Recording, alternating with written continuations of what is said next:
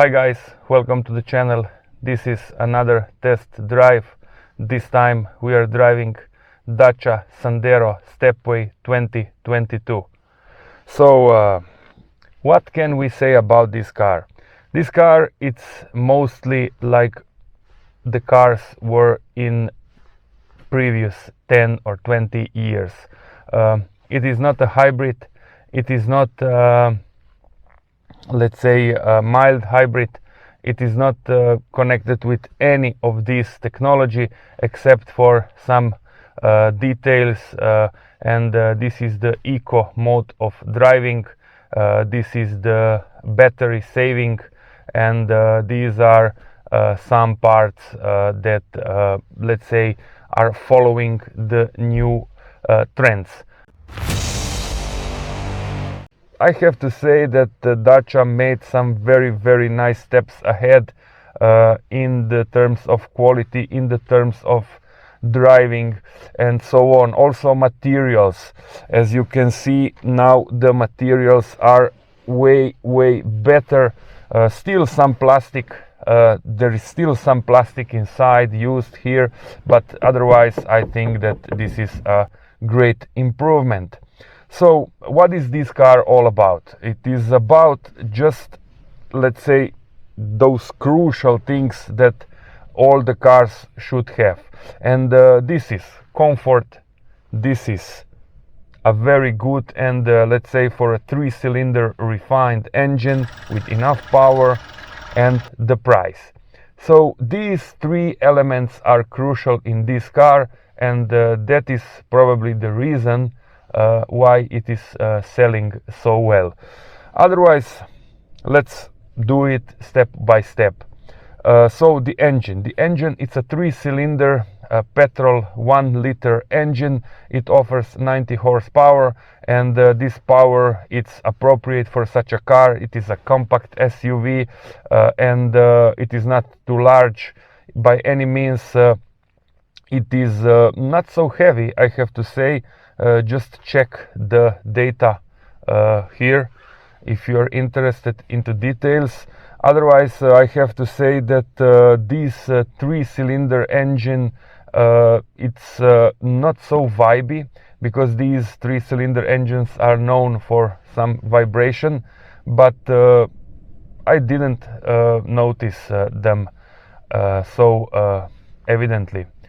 Otherwise, it has enough torque. This is 160 Newton meters of torque at 2100 revs. It pulls from very low, and it also feels as such. So enough torquey, I can confirm it. The feel of the materials in the interior, I already mentioned, it's improved. Some parts are soft, some parts still are made of that hard plastic, but I can say that there is an improvement.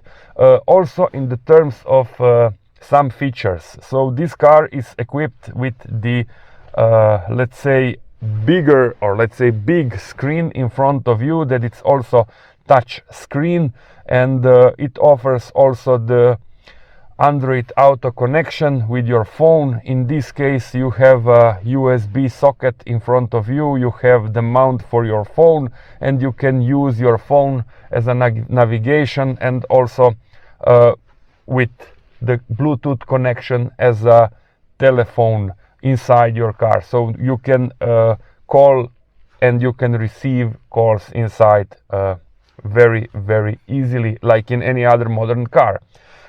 It has a servo system. This is a leather steering wheel, and it is equipped with such very nice seats.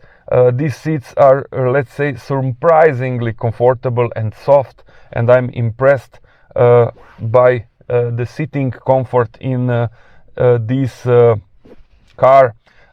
It offers also enough space for a 6-footer. I am 6'1". This is 185 centimeters tall, and it is just good enough. It is plenty space For me inside I still have enough space for my head, and I can easily enter the car, and I don't have any complaints in this regard. So the sitting position at the rear seats, it's also a very good one, considering the fact that this is not a huge car, and entering and let's say sitting, it's a pure pleasure. The comfort in the car, it's a quite good one, so you cannot hear the engine so much. You hear something, you hear the engine when you're accelerating, you know, on the highway. So about the sitting position, you are in command of everything. The steering, it's just ahead of you and on the right position, so you feel very comfortable. The gearbox lever, it's very close to you, and you can put into gear and change gears very easily. Otherwise, the commands of the climate system are very close to you. You just turn these little let's say buttons on and off very easily. I have to say that the trim level of this car, it's comfort, so it offers a lot of gadgets, and only the automatic climate system and the real dimension spare tire is added as an option. Otherwise, it also offers in the standard comfort trim the servo steering system, this big TFT display, and also these very comfortable seats, all 4 electric windows, and it has also the emergency braking, so in case there is an obstacle in front of the car brakes automatically. Otherwise, it has also, these are pretty common things nowadays, ABS, and it is also equipped with this very nice armrest here. As you see, this is something special for this level of let's say car, and I think that in terms of the equipment, in terms of the features, this is just a very nice car. It has also SOS button here. It has also the mirrors in front of you if you would like to check something on your face or anything else. And I have to say that it offers also the radio integrated system in this TFT display, and it is with 4 speakers, just 4, I have to mention this.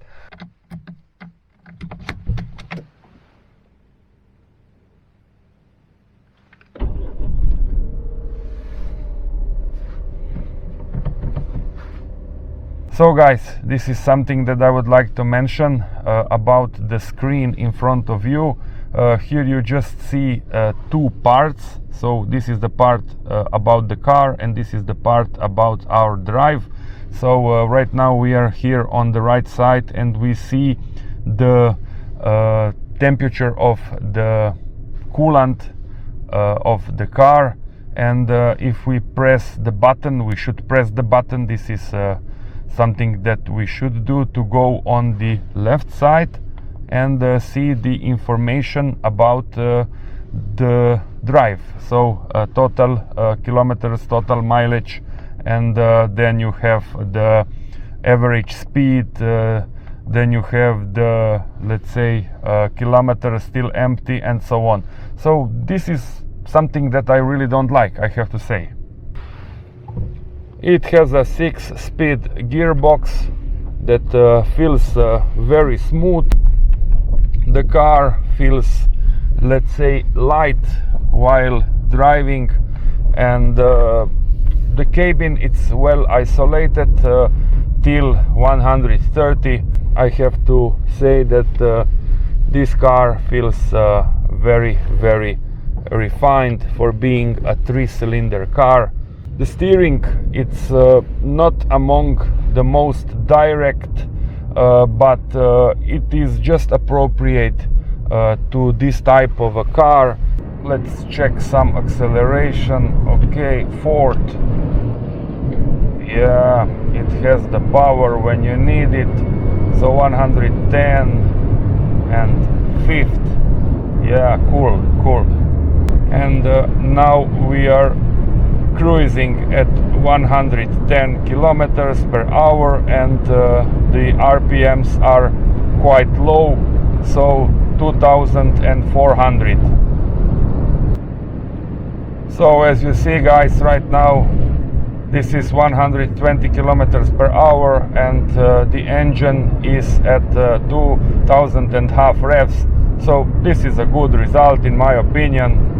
So even on the highway, this car behaves very, very well. The consumption of this car, I have to say that this car, it's very, very efficient in terms of the fuel. So if you drive it according to the speed limits, you should be around 6 liters per 100 kilometers. So this is a good result.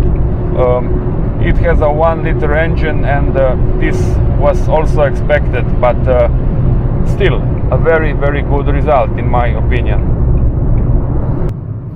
I have to say that this engine works very, very nicely. It has enough punch. It has all LED lights, and the front ones, I mean the headlights, are really, really good. It is a front wheel drive. It is not a all wheel drive, I have to say. The climate system in this car feels very nicely. It's an automatic climate system. This is an option, like I said, and it just feels very, very nicely. And I have to say that all other features, I mean commands and radio commands here, and the TFT display, Android Auto, and so on, everything it's on the right place and very close to you as a driver, so you can change any mode, any let's say option very quickly and very easily. What about the brakes? The brakes are efficient and appropriate for this kind of a car. I cannot say anything more.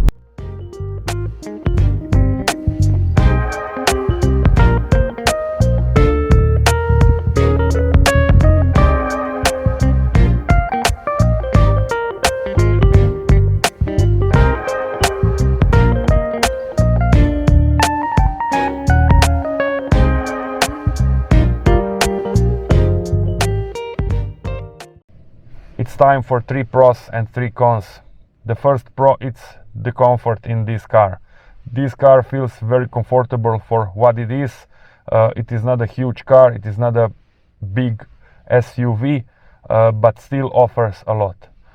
It offers very good comfort on the rear and on the front seats, and so on. The second pro, it's the equipment, the features in this car. It offers everything you will ever need. It offers the climate system, I mean automatic climate system in this case. It is an option, but still you have the TFT display with the connectivity with your phone, Bluetooth, let's say other features like the emergency braking and so on. And the third pro, it's the price. This is not a pricey car if we consider the fact that nowadays cars are very, very expensive.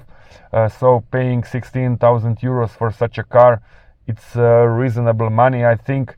And especially if you consider the fact that this is one of those cars that will be an endangered species soon, because it is not a hybrid, it is not even a mild hybrid. So this is a very old-fashioned car in terms of technology. So for those of you, I am just saying, you know, guys that are thinking of getting a car, let's say just a car, not something very, very modern, these days this is a very, very good option, and you should think about it. The first con is the use of the screen. So you have to use it in a way that you select what would you like to see. So you have two parts.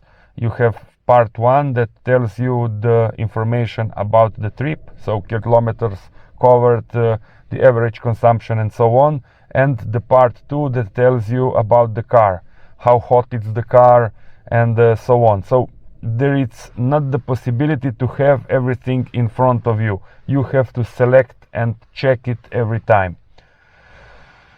The second con is about the materials. So here you can see, and I already showed it, that some materials are still very cheap, and this is still a cheap and hard plastic. I already mentioned that Dacia made great step ahead in terms of the materials and improvement in this regard, but still there are some bad materials inside. And the third con, it's about the let's say little places for the objects. If you would like to have a big bottle inside, I mean 1.5 liter bottle, you cannot put it nowhere because there is no possibility for it. Instead, just one bottle of 1/2 liter goes at the front doors panels, and the same is at the rear doors. So this is maybe just something minor, but as we are doing the review, the test drive, I should mention also details. This was Dacia Sandero Stepway 2022. I hope that you enjoyed. I hope that you will find this information useful, and you can check my other videos about this car. I have many of them. So if you are interested in the trunk, if you are interested in the sixth very, very strange solution that this car has, please check all these videos, and please subscribe if you like my channel, and till the next one, thanks for watching.